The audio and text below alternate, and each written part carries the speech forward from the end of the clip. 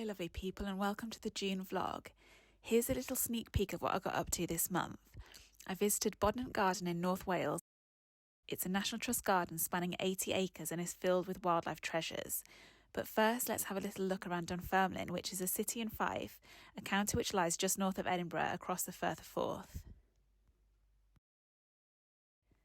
Dunfermline has one of the finest surviving medieval townscapes in Scotland, and we are currently in the heart of the Heritage Quarter. These are called the Henryson Gates and are a tribute to Robert Henryson, who was Dunfermline's most famous poet, and the animals which featured in his fables are depicted on the gates. This is Dunfermline Abbey, and this relief states that Margaret, mother of William Wallace, lies buried beneath the thorn tree in the grounds of Dunfermline Abbey. If you don't know who William Wallace is, then you really need to watch one of my all-time favourite films, Braveheart. We're currently in the walled garden of Abbot House, which is one of Dunfermline's oldest houses, and an artisan gift shop and independent coffee shop reside on the ground floor. This beautiful garden is a recreation of a formal 17th century garden and was created by the Beechgrove Garden team in 1995. This fountain is called the Spirit of Eternity, and this is symbolised by the snake with its tail in its mouth, which is held by the angel. It was included in the plan for Pittencrieff Park, a huge park in the west of Dunfermline, but was never implemented, so it's nice to see that it's been finally realised here. The Abbot House website states that part of the garden incorporates a herb garden dedicated to Lady Anne Halkett, who resided in Abbot House in the late 1600s. She was a practising herbal apothecary and midwife and had people flocking from near and far to cure their ailments. The garden is still planted with herbs that were used in the 17th century, including quince, lavender, sage and rosemary.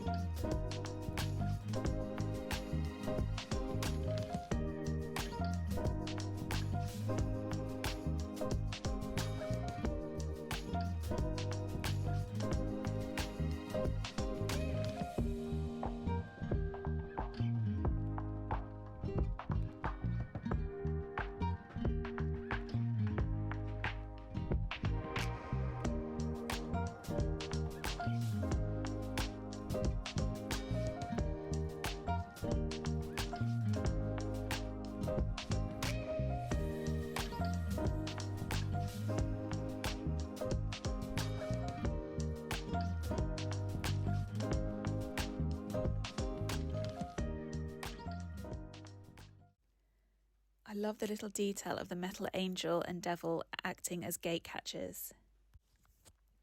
Next door to Abbot House is Dunfermline Carnegie Library and Galleries. Their garden sits next to the Abbot House garden where we just were.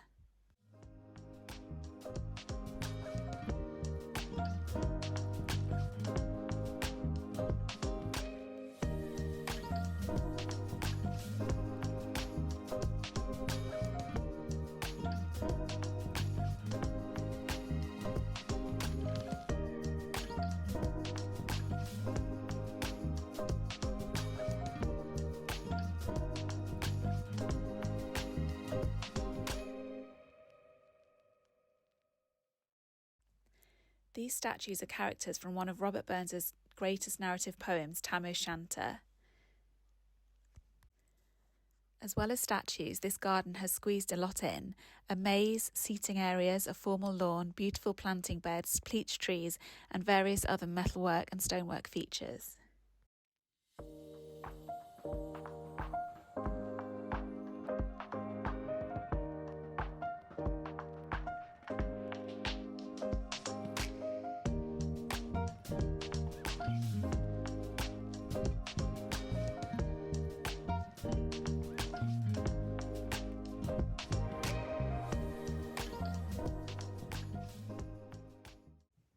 A gate at the end leads into the graveyard of Dunfermline Abbey. The abbey was built in the 12th century by stonemasons who built Durham Cathedral. If you want to see Durham Cathedral, it was featured in my last video when we passed it on the train down to Kent. As well as William Wallace's mother, this site became the resting place for many medieval kings and queens of Scotland, including Queen Margaret, who in 1070 founded a priory right here on the spot where she had married Malcolm III. Her son David I raised the status of the priory to the abbey that we see today.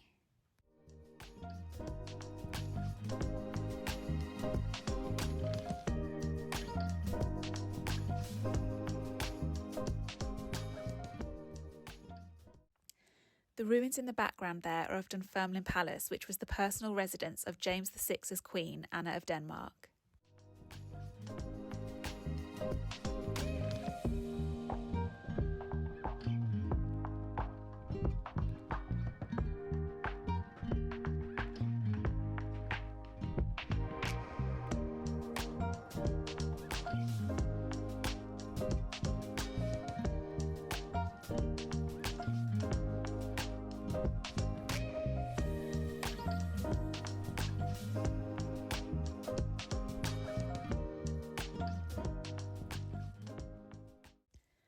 I went inside Dunfermline Library and I have to say that it's definitely one of the nicest ones I've ever been in, and the reading room in particular was very delightful.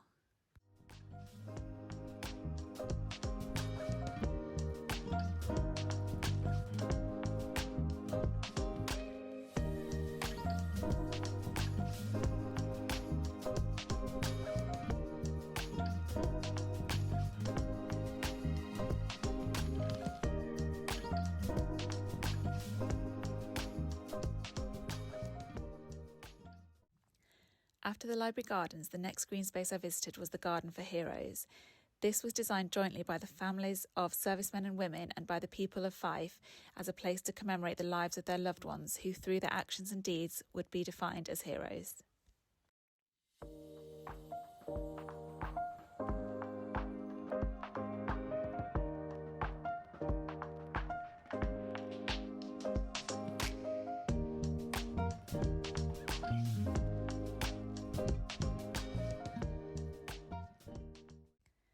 Through the trees there you can see a war memorial, and it's next to the walls of the Abbey graveyard which surrounds this part of the garden.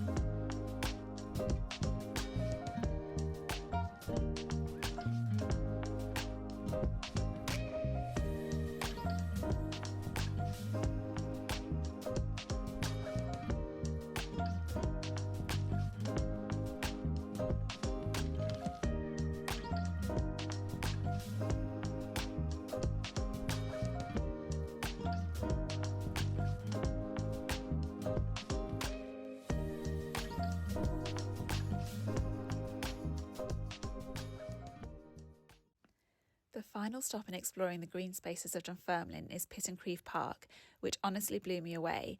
It's massive and I feel like I only explore the tip of the iceberg. It's known locally as the Glen, and in a minute you'll see why, as this path opens up to a narrow valley with a stream and waterfall. You really do feel as if you could be somewhere in the Highlands of Scotland, and I just love that I found this in a city park.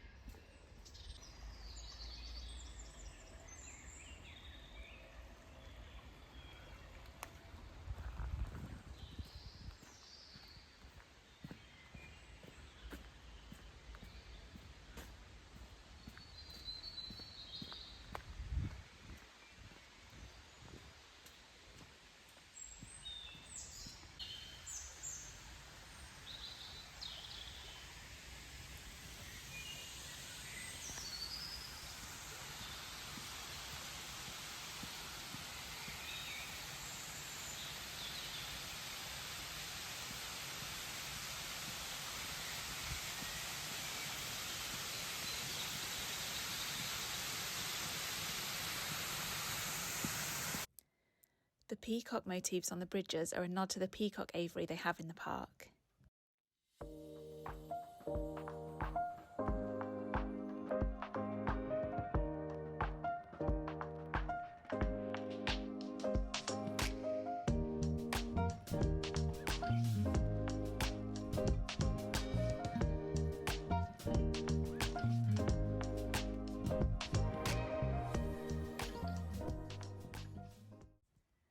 Climbing up the other side of the Glen, you reach a formal garden with a huge greenhouse, and next to that are masses of playing fields.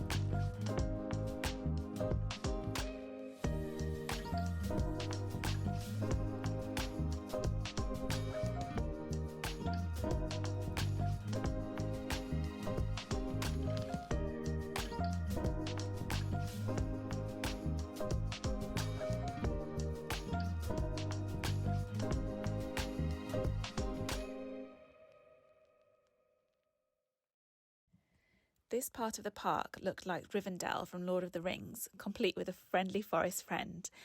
I definitely need to come back to Pittencrieff Park to do lots more exploring.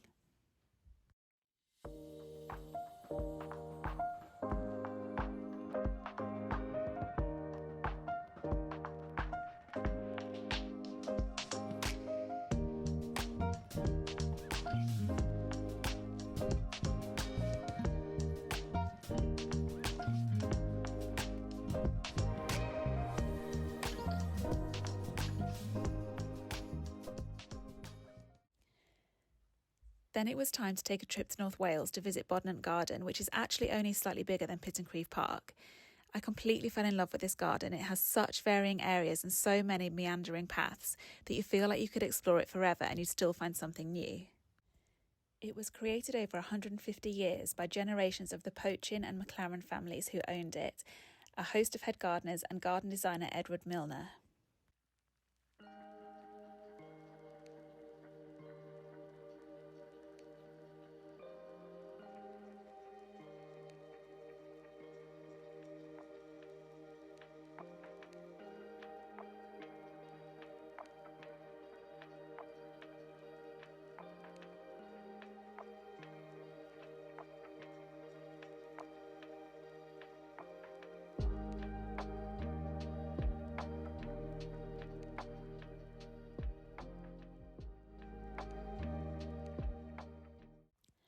Rhododendrons sit like jewels within the garden, and one of the owners of the garden, Henry Duncan McLaren, made it his mission to plant them in the space.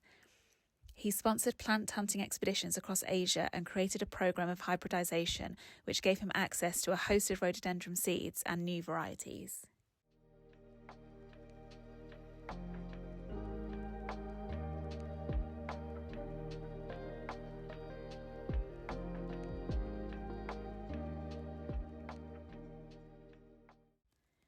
However, the most famous plant in the garden is most probably the laburnum, which has been trained across a long archway, and as you can see, the bees love it as much as the humans do.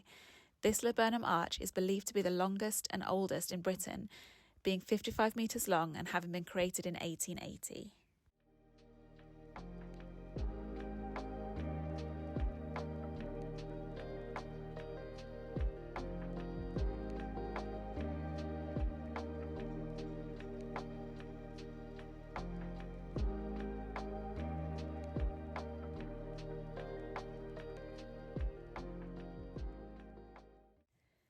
The National Trust website states that a recent survey by the Tree Register found that the garden is home to around 40 UK champion trees and 130 Welsh champion trees.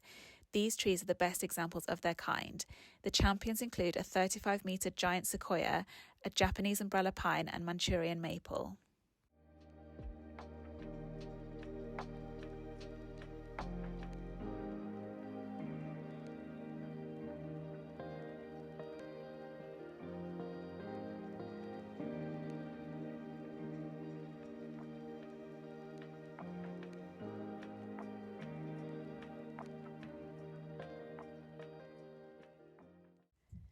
There were loads of information boards across the garden and I really did learn something new from them. I didn't realise that azaleas had been reclassified as rhododendrons, and as they're so closely related, even though when you go into a garden centre they will still be labelled separately.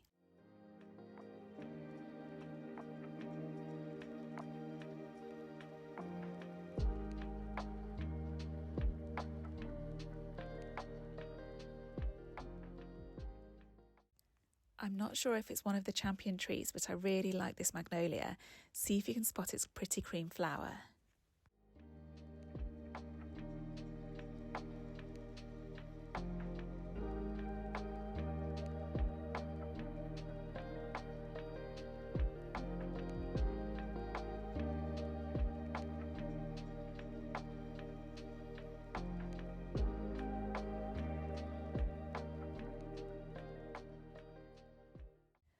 One of the best features of the garden was the wildflower meadow, which is a sea of snowdrops in the winter and daffodils in spring.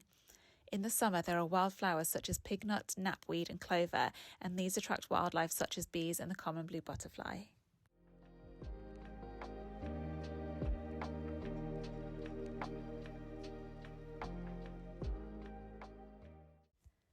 A couple more trees that went straight onto my favourite list was this stunning Cornus Cusa and this Embothrium cocineum, which I don't think I'd ever seen before.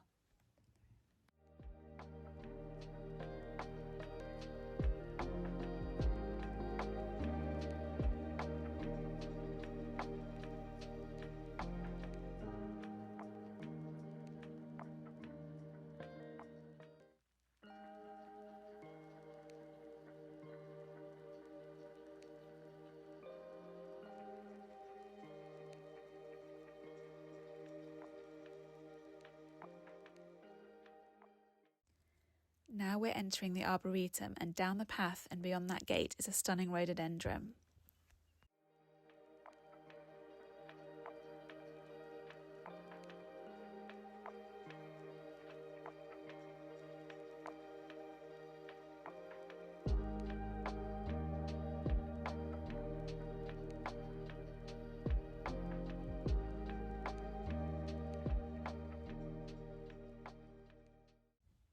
In Welsh, Bodnant means dwelling by a stream, and you can find this stream at the base of the Arboretum.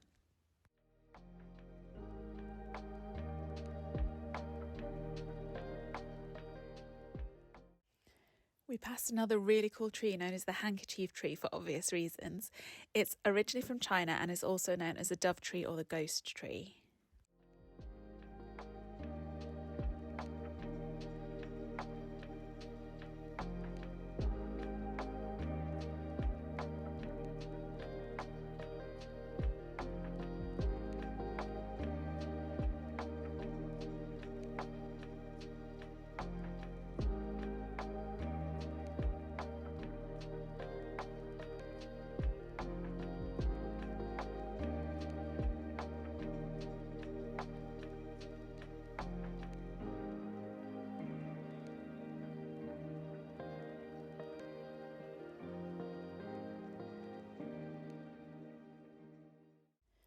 We soon come across this pretty lake and then have a little look at the map to work out where we are. In a short while we reach the top left tip of the garden called the far end, and then we make our way down the other side of the Arboretum.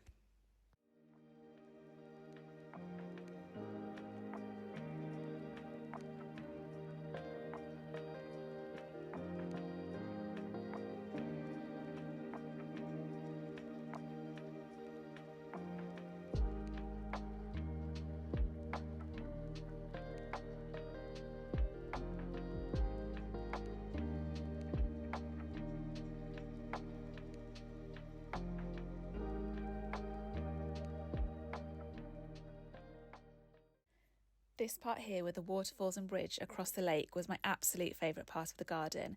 I honestly felt like I was in a fairy tale, helped by the fact that there was a Rapunzel-like tower right next to where we stood, and then stepping stones further down the stream. See if you can spot the wagtails skimming across the water hunting for aquatic insects.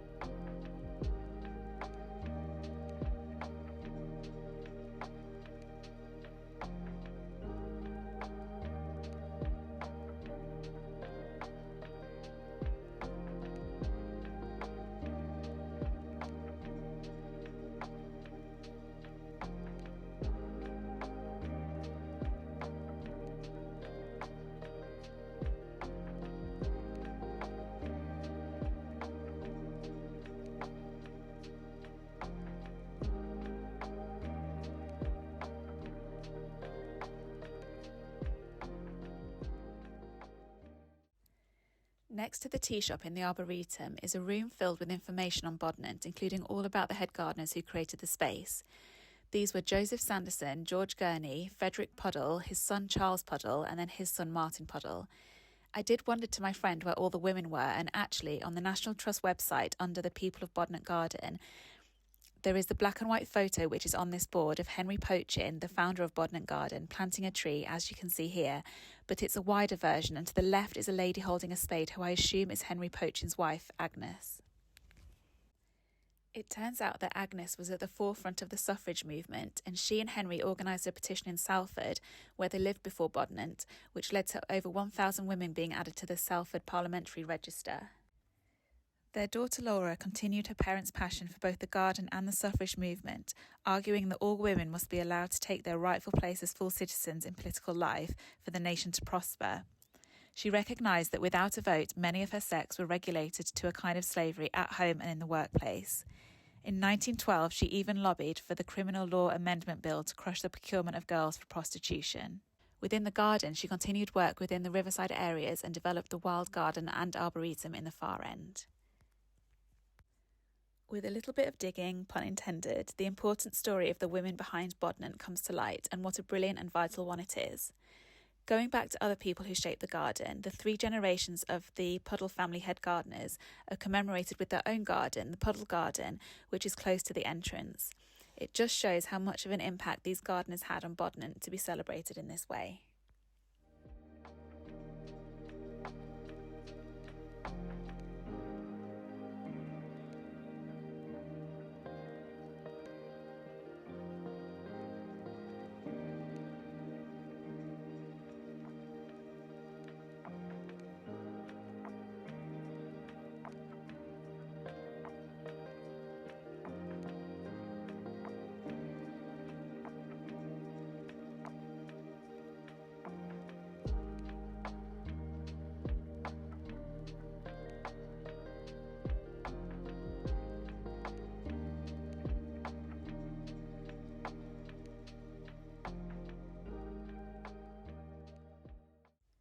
We next discovered the rose garden, and I can't tell you how good it smelled. It was a feast for the senses, and one of the best bits was a formal pond which had beautiful water lilies in and was filled with blue dragonflies flitting about. Can you spot one of the dragonflies on this lily pad, just to the left?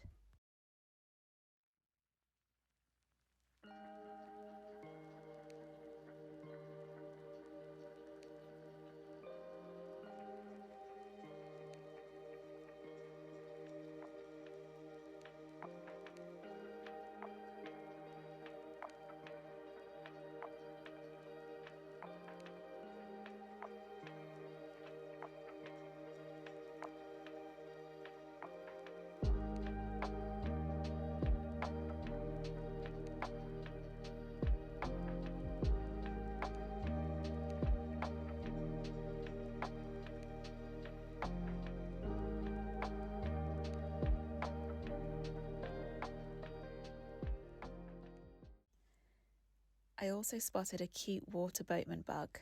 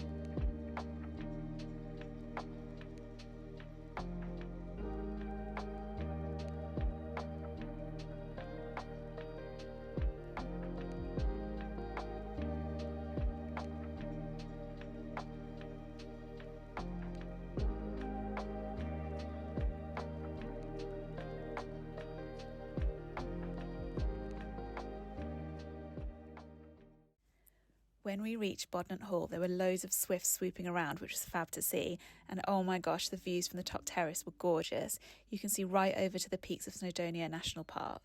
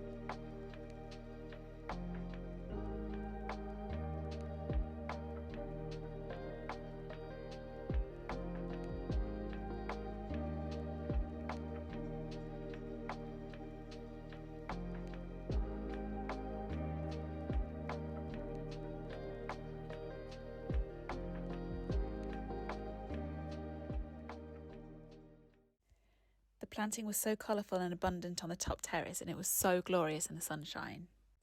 We finished the morning with a little trip to the plant, craft and gift shops as you exit, and then went for lunch at Bodnant Welsh Food around the corner. I can highly recommend both Pit and Crieff Park and Bodnant Garden for days out to marvel at some of Britain's varied landscapes, stunning plants and trees, and its magical wildlife. I hope you enjoyed journeying with me to these gorgeous green havens, and I'll see you soon for more wild adventures in July.